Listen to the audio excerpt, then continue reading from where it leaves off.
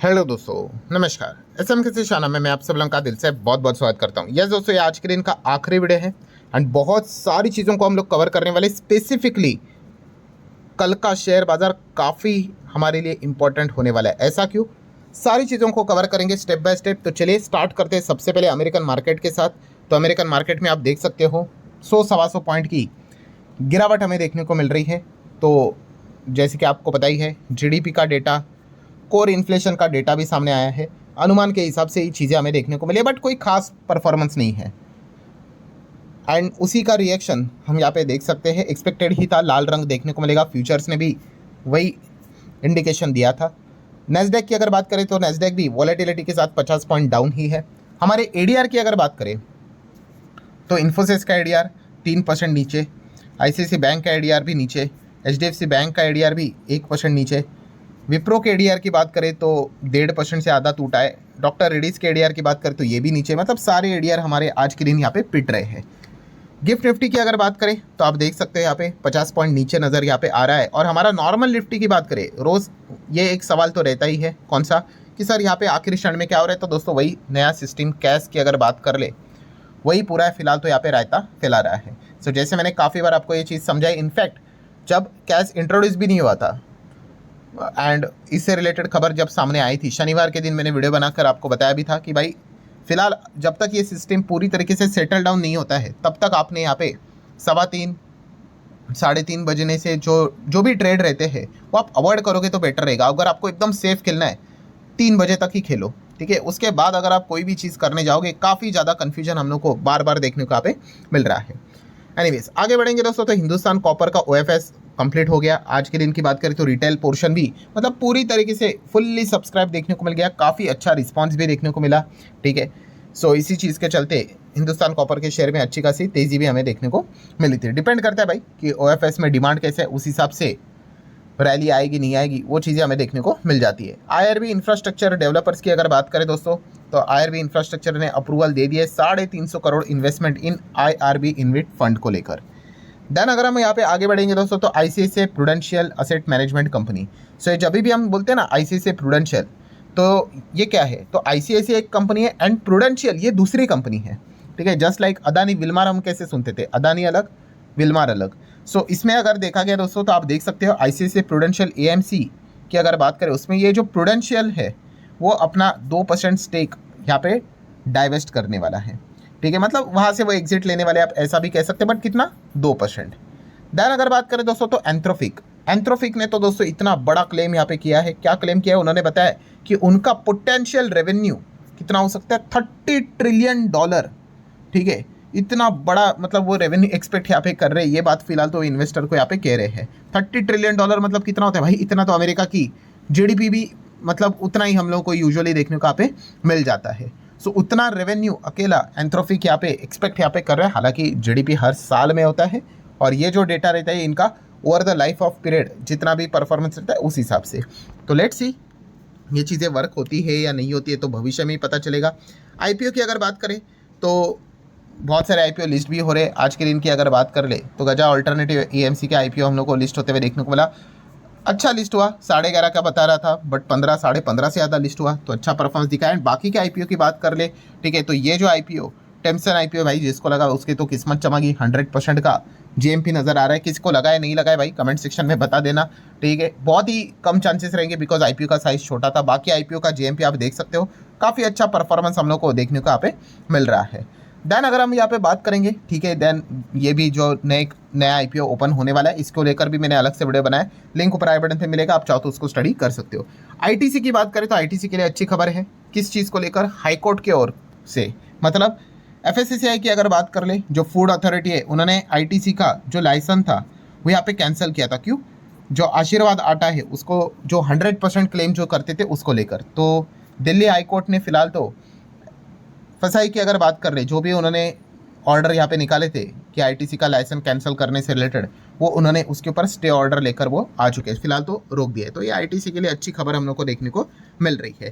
Then अगर हम यहाँ पे बात करेंगे दोस्तों, तो एफआईएस वर्सेस डीआईएस। सो आज के दिन एफआईएस ने क्या किया है? तो अगेन 500 करोड़ का माल खरीदा है। डीआईएस की बात करें तो 6,500 करोड़ का माल उठाया है।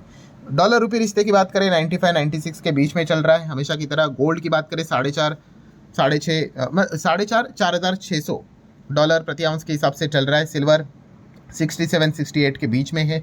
क्रूड की अगर बात करें 90 के नीचे ब्रेंट है। WTI 82, मर्बन क्रूड 90 के आसपास नजर आ रहा है। इरकॉन इंटरनेशनल की बात करें दोस्तों तो यहाँ पे कंपनी का 50th एनुअल जनरल मीटिंग हमें 24 सितंबर को देखने को यहाँ पे मिलने वाला है। सो जरूर इसको आप नोट करके चल सकते हो। डॉलर इंडेक्स की अगर बात करें तो डॉलर इंडेक्स 99 के ऊपर है, अभी भी 100 के नीचे ही है।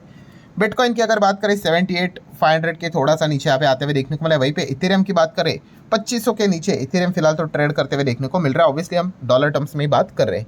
एम्टाटेक की बात करें तो एम्टाटेक ने एक बहुत बड़ा दावा किया है कि कंपनी एक्सपेक्ट कर रही है कि उन्होंने जो भी रेवेन्यू ग्रोथ गाइडेंस दिया है उसको वो 80% के हिसाब से हम लोग को बीट करते हुए देखने को यहाँ पे मिल सकते हैं। सो लेट्स सी, ये तो वक्त ही बताएगा। दावे बहुत बड़े बड़े किए जाते हैं, एक्चुअल में वो कर पाएंगे कि नहीं ये तो वक्त ही बताएगा। एंड जैसे कि आप देख सकते हैं कंपनी का ओवरऑल ऑर्डर बुक का 5,000 करोड़ तक जाते हुए देखने को यहाँ पे मिला है। ठीक है, तो बीच में कंपनी काफ़ी नीचे यहाँ पे चल रही थी, but we all know that share बाजार उसी को ही कहते हैं कि जिस कंपनी में आपको पोटेंशियल नजर आता है, दम नजर आता है, उसी के ऊपर दाव लगाना होता है। फिर वो अगर चीज़ें सही गई तो पैसे बनेंगे, गलत गई तो भाई रिस्पॉन्सिबिलिटी उठाकर नुकसान भी झेलना यहाँ पे आना चाहिए।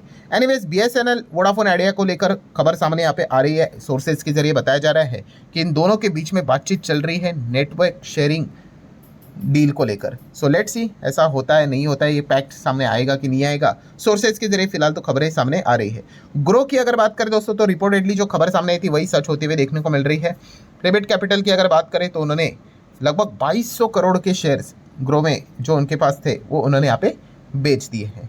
देन अगर बात करें दोस्तों तो अदानी ग्रुप, यस अदानी को लेकर अगर हम यहाँ पे कहीं एक अच्छी खबर सामने आ रही है कि Adani secure 4700 crore transmission project जो कि महाराष्ट्र से रिलेटेड है। ठीक है, तो अच्छी बात है भाई, जितना प्रोजेक्ट्स यहाँ पे मिलेंगे उतना ही जो कंपनी के आने वाले नंबर्स अच्छे होंगे। देन नेक्स्ट अगर हम बात करेंगे दोस्तों तो अंडा, यस जैसे कि चीनी की अगर बात कर ले, चीनी शुगर की अगर बात करें उसके प्राइसेस बढ़े थे, फिर सरकार ने 2 बड़े डिसीजंस ले लिए। देन उसके बाद प्याज के भी दाम हम लोग को बढ़ते हुए देखने को मिले थे, उस चीज़ को लेकर सरकार ने कांदा एक्सप्रेस का अनाउंसमेंट किया था। एंड अब एक की अगर बात कर ले, अंडों की अगर बात करें तो अंडे के भी प्राइस हम लोग को बहुत भयंकर लेवल पर बढ़ते हुए देखने को यहाँ पे मिल रहे हैं। और ये प्राइस क्यों बढ़ रहे हैं तो उसके पीछे भी जो बातें चल रही है वो यही बताई जा रही है कि इथेनॉल, यस इथेनॉल मेकिंग क्या कर रहा है, आपका ब्रेकफास्ट भी कॉस्टली कर रहा है। अब इसके पीछे इथेनॉल का रीज़न क्या है? सो अंडे तो आप सभी लोगों को पता है किससे आते हैं, मुर्गी से आते हैं। और मुर्गी को जो फीडिंग से रिलेटेड मतलब जो भी चीज़ें खिलाई जाती है, आपको पता है कॉर्न की अगर हम बात कर ले तो सबसे ज़्यादा इंपॉर्टेंट चीज़ रहता है। एंड कॉर्न की अगर बात कर ले तो वो भी इथेनॉल में इस्तेमाल होता है।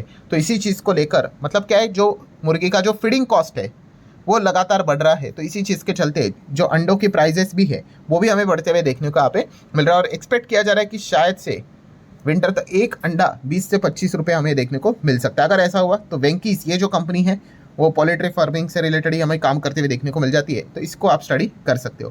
देन दोस्तों US ईरान की अगर बात करें, फाइटिंग को लेकर एक अपडेट यहाँ पे सामने आ रहे हैं। और अपडेट क्या है कि रूबियो की अगर बात कर लें तो उन्होंने यहाँ पे कहा है कि no fresh US strike on Iran for now.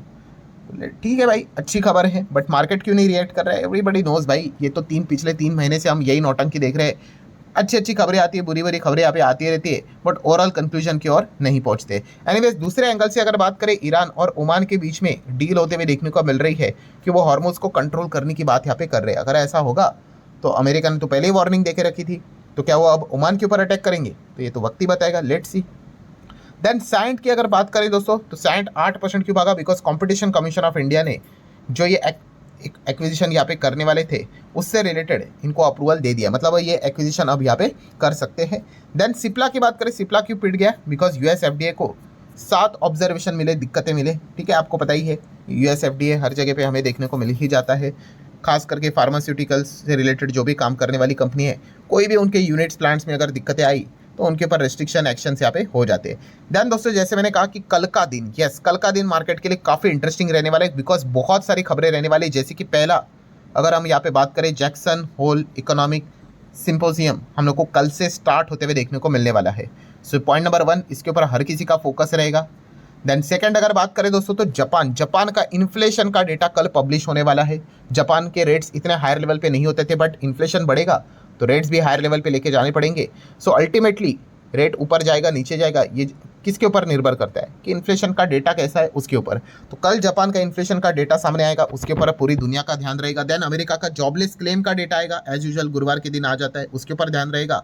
And again जैसे आपको बताया था फर्स्ट वीडियो में कि आज की रात काफ़ी इंटरेस्टिंग होने वाली है because of Salesforce, crowd strike, Nvidia, इनके क्वार्टर के नंबर सामने यहाँ पे आने वाले, जिसका इम्पैक्ट कल हमारे बाजार के ऊपर जरूर देखने को मिलेगा। आईटी स्टॉक्स के ऊपर, एआई डेटा सेंटर स्टॉक्स के ऊपर जरूर देखने को मिलेगा। डिपेंड करता है कि नंबर कैसे आते हैं।